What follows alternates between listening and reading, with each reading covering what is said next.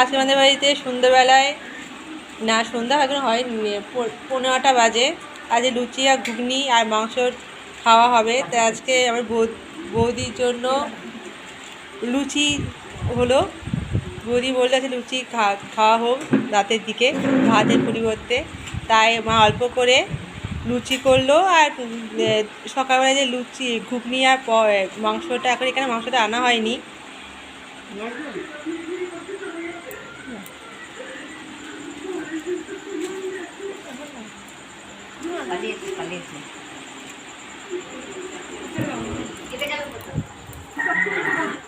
আমার দাদাকে দেখুন, লাজুক ছেলে।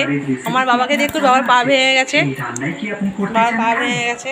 বন্ধুরা, যদি ভালো লাগে আপনি বেশি করে শেয়ার, সাবস্ক্রাইব, কমেন্ট, লাইক করবেন।